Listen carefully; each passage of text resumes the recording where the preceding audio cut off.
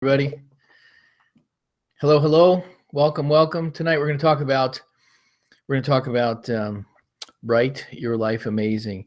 This is the first part of a series that we're going to do on how to become an author, how to become a writer. And it's not just for people who want to become published or for people who want to make money doing writing, but it's for anybody who wants to learn how to increase their sphere of influence, how to become a better communicator with your spouse, how to become better with your kids, how to get the raise, how to get the girl, how to get the job. It's just something that you should be developing in every single arena of your life, because it's our words that open doors for us, and in many cases close doors for us.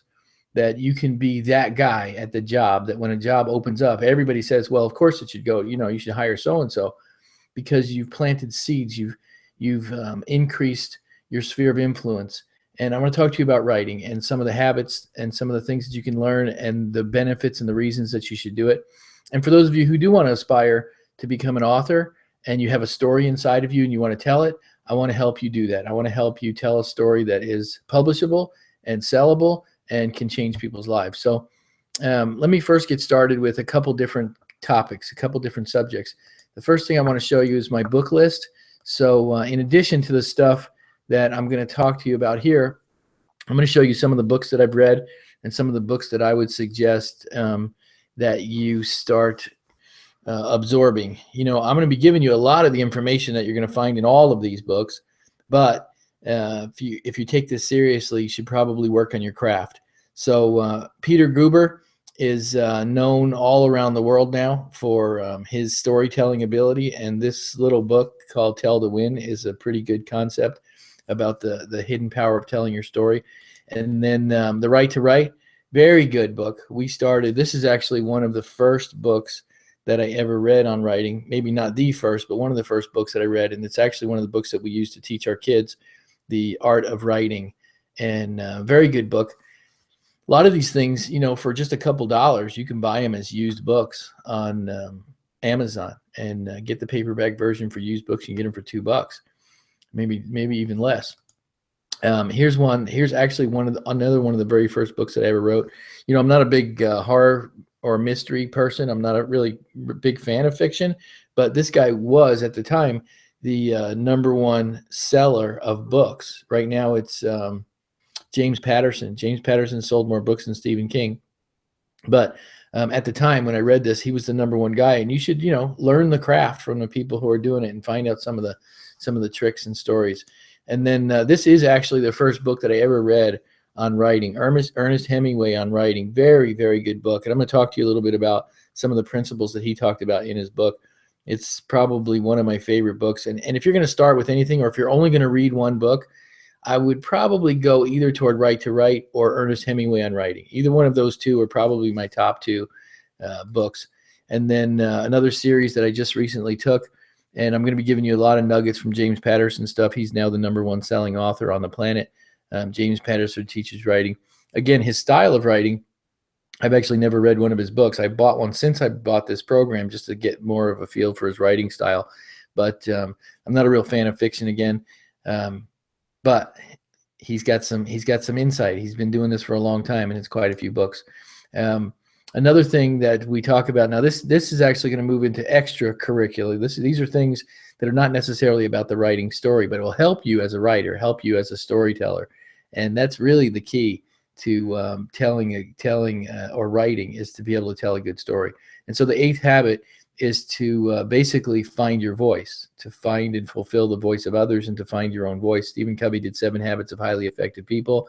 And this book, the 8th habit, is about finding your voice and the uniqueness of your personal voice. Very, very good book. This is actually one of my favorite Covey books ever. And then Start With Why, Simon Sinek. Great story about the concept of why you write a book, why you tell a story, why companies who start with a why are way more successful than companies that don't.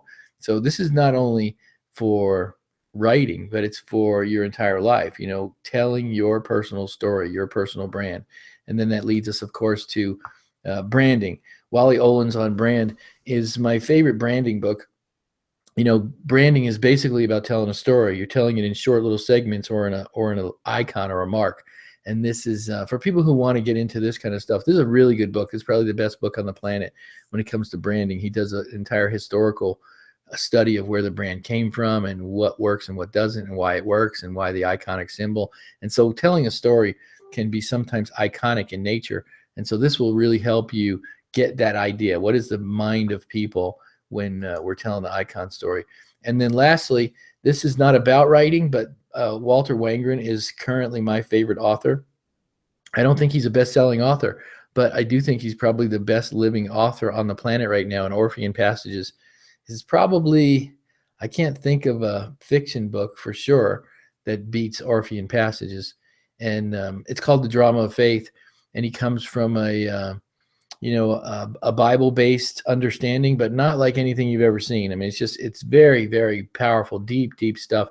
A lot of very good writing styles, and it's pretty intense. It's, like I said, it's probably one of my favorite books ever. And then I wanted to talk to you about later on in this week, we're actually going to go to Speak Your Life Amazing. We have a special guest. She's one of the presidents of Toastmasters. She's going to be speaking with me, and we're going to talk about the benefits of speaking, because once you write your story, you're going to want to learn how to communicate best, how to speak your life amazing. And that's, whether it's in the job place or talking to your kids or whatever it is. Those are, let me hang up that extra line that's ringing over there. So, I'm not sure how to turn off this ringing call. There we go. There we go. All right, so Speak Your Life Amazing is the second series, and we're going to be doing them simultaneously. So writing for people who are focused on writing, and then Speak Your Life Amazing. And both of these series are going to be part of the ambassador program in Dream Your Life Amazing. So we're going to be doing quite a few different programs and really have enough so that no matter what personality type you are, whether you want to become a writer or you want to become a speaker, whether you want to write a book, whether you want to start a company. There's some people that just want to learn how to make some money. They want to do some stuff online. We want to teach you how to build a business. We want to do a series on Dream Your Life Amazing for homeschoolers, for people that have kids at home and you want to start implementing this stuff. So we're going to have some webinars and some training for you guys to do that. And of course, we're going to do communication skills in marriage. That's going to be one of our key points, is how to dream your marriage amazing. And so each one of those series, each one of them, we're going to probably give the free webinar, the introduction one, out on public for free. And then for those of you who come into the back office, dreamyourlifeamazing.com or dreamrewards.com, which is the rewards program, you can come in and get the rest of the training in your back office. So if you're not part of that program, just come in and do that. So let's talk a little bit about the concept of writing. And one of the things that we taught or teach on a pretty regular basis, we've been teaching writing. We started with our kids at home because we were homeschooling. And I started to teach more and more groups of people would come over and we'd start teaching about writing. And the very first thing that I realized as a teacher of writing is how many people are very, very good at it if you just give them some basic instructions. I've actually not seen someone who doesn't have the capacity. As a human being, you have the capacity to have a story. And then if you'll give yourself permission, you can learn how to tell the story effectively. And we've been doing it since we were little kids. As a little boy, we tell an adventure story. We're like, we're going to conquer this, we're going to kill that, we're going to destroy this, we're going to win this, we're going to crash that. Little girls are telling the knight in shining armor story, that we are storytellers by nature. That is the nature of a human being, is we respond to a story and we are storytellers. And I want to show you guys how easy it is to tell a story that will first make you cry and then make other people weep. Because once we can connect that passion, your personal version of the story, once we can learn or you can give yourself permission to do it, then you can start influencing people in the story. And I'm not just talking about fiction. Like I said, fiction's not even my favorite area of writing. I'm talking about, even if you're a technical writer, that you can tell the story in a way that stirs people. You should be able to tell physics in a way that stirs people's hearts. You should be able to talk about gardening or food or cooking or whatever it is in the fashion that romances the mind of man, that you can tell a story that's bigger than just peas on a plate, that you can actually tell a grandiose version, because everything in life has life.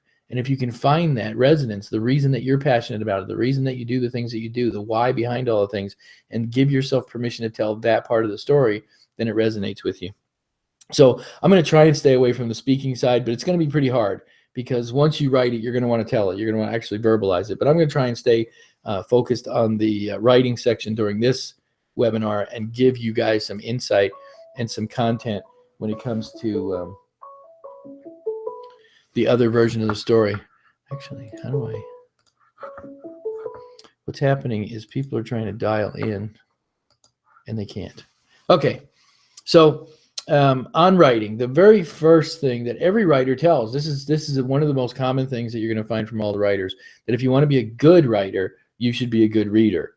That's someone who very rarely reads or hates to read. You're going to have a really hard time doing this as a profession, or maybe telling more than just one story. You might have one good story in you, but unless you're a reader, unless you like to hear stories, you could be a very good movie watcher. I mean, that would probably be supplemental to reading, but you should probably have a lot of life experience. You should have a lot of reading experience. You should listen to the voices of many different people. You should have a plethora of information to draw from, stories, other people's stories that you can tell, and you can build upon your story. So that's number one key, is continue to expand yourself. It doesn't matter where you are right now. You may be 8 years old, want to tell a story. We can help you tell that story. But as you get older and you get more experience, open your mind to hearing other voices and start listening to them as stories. What is it about that story?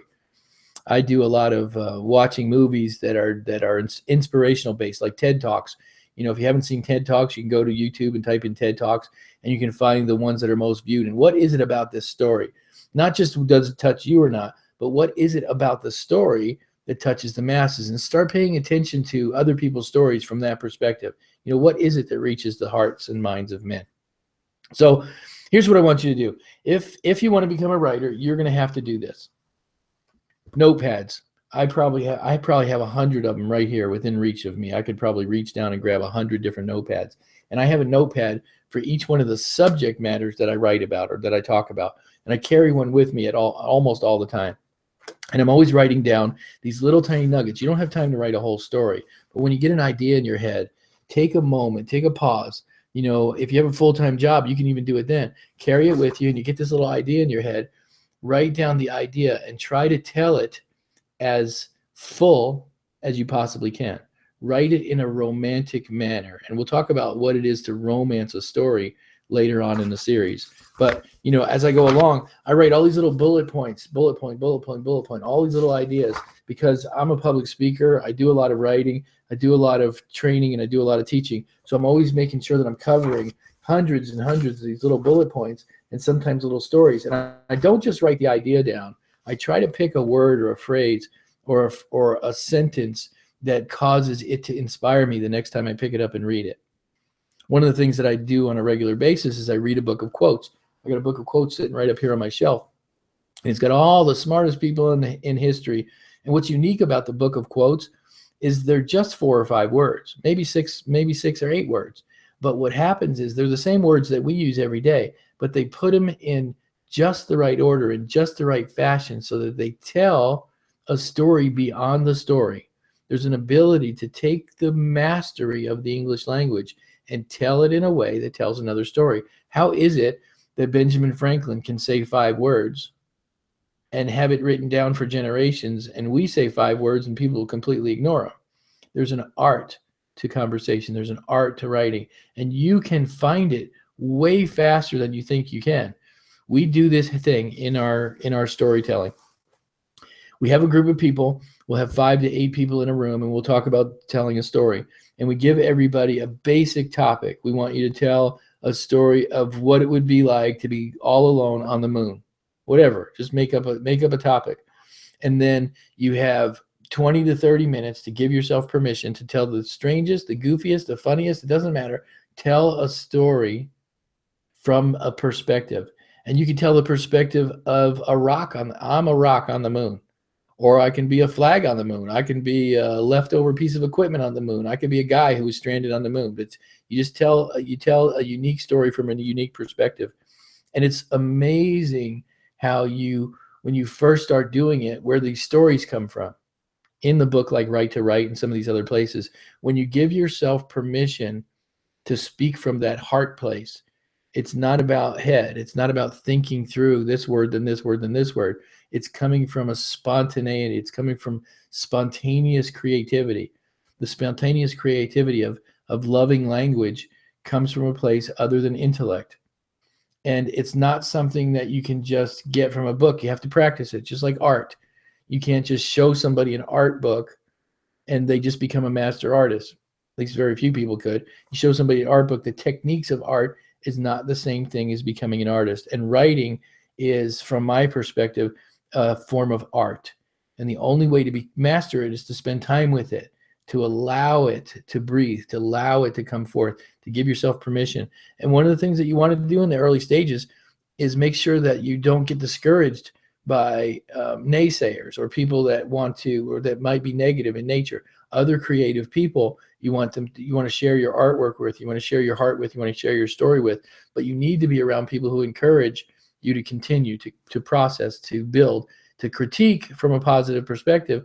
But you want people to encourage you, because you need an attaboy. You don't need a, well, it's not quite good enough, or it's not fast enough, or the pace is too slow, or it's too fast, or I don't like your punctuation, your spelling.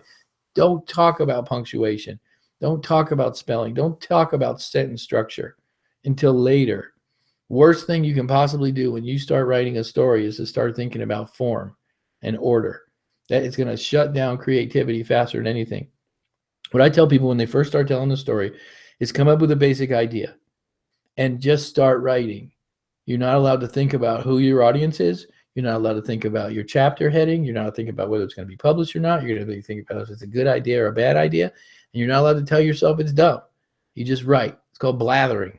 You just get a piece of paper and blather, blather, blather, blather, blather. The average person could knock out 40 to 50 pages of blathering in 2 weeks. That's enough to get you to, now we're going to go to stage 2, and we're going to talk about stage 2 on the next adventure. So there's our short introduction to writing. For those of you who want to connect with us and want to be part of the writing course, we're not only going to have a seminar that teaches every stage along the process, you know, the fiction and the nonfiction storytelling, how to turn it into a book, how to make chapters, how to get it published, how to get artwork done, the whole thing. I can show you from beginning to end how to tell your story, and then how to make it so that it's appealing to other people. Because initially you're going to write it for yourself, and eventually you're going to write it so that other people will read it and buy it. And I'm going to show you the difference, and I'm going to talk to you about all those nuances. So I've got a whole lot of resources for you. I'm going to have a whole lot of training for you. Just plug in dreamrewards.com, plug in with the person who invited you to the program, and looking forward to seeing you. Looking forward to writing your book with you. See you guys on the other side.